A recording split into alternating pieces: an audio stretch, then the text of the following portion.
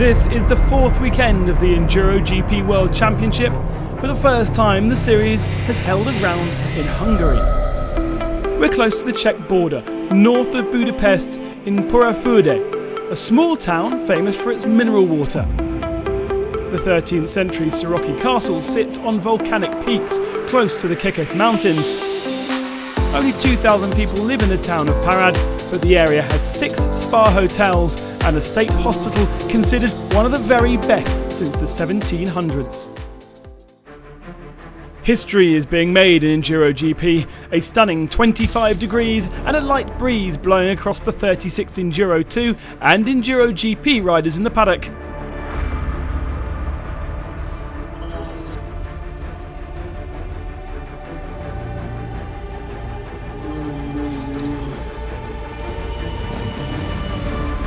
The lap, 60 kilometres around the town of Parad, repeated 3 times with an extra enduro test to lengthen the challenge further.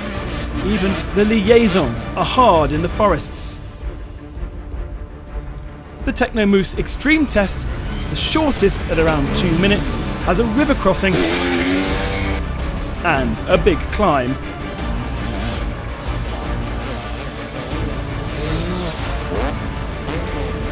The KTM Enduro test winds its way through the narrow forests under the canopy of the hot sun.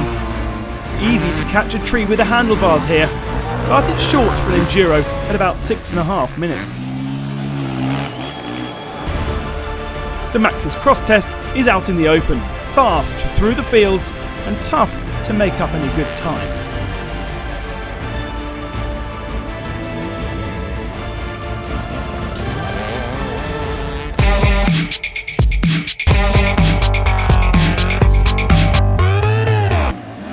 In Enduro 2, not a good weekend for Pascal Raukenecker, who was the fastest over the super test on Friday, but then slow during the weekend. He finished 5th on Saturday, but then dropped to 8th on Sunday, and slipping in the general standings. The fight for victories was between 3 men, and leading for most of Saturday, until the very last stage in fact, was Eero Remes. He seemed to struggle in the longer Enduro tests on Sunday, meaning a 2nd and a 3rd for his Hungarian effort, although 33 seconds on Sunday was quite a way back. Championship leader Josep Garcia was a little erratic on Saturday. He had 3 minor falls and in the last test fell again, almost assuring himself of dropping from P2. This was Sunday, where he crashed again in the Enduro test, but he still managed to finish in 2nd position after winning Saturday. Sunday, he was beaten by a jubilant Jamie McCanny. As with most of the season, the Yamaha rider has been on the pace to fight, but has never taken the victory, either in the French or the World Championship. Sunday was his day. He pushed in the last test to establish 11-second victory, and he managed to spray the champagne, knowing brother Dan had also had his most successful weekend of the season. McCanny moves to within a point of Remes in 2nd position, as the Enduro 2 really hots up.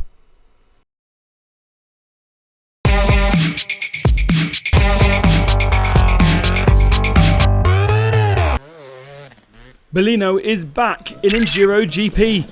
Having missed half the season with a shoulder injury, Hungary was where he starts his comeback. 7th on Saturday, he was tired on Sunday, so finished 10th. Only 1 spot ahead on Sunday was another man used to winning, Matthew Phillips. Again, he looked out of sorts, simply not able to fight, and losing time with silly mistakes. At least day 1 was slightly better, P4, but this is not up to his standards. The man who claimed the lead when Phillips DNF'd in Italy was Steve Holcomb, and since then the beta man has set about preserving rather than extending his advantage.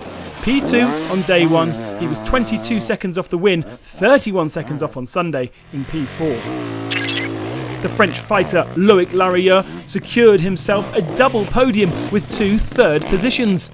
It wasn't without issue. He collided with a tree on Saturday and was making mistakes on Sunday, so it always seemed like a fight back for the Yamaha rider.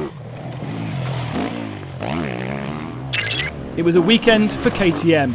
Nathan Watson was in the battle for 2nd each day, On Saturday, he finished 5th, but the margins were so tiny that on Sunday he claimed 2nd position.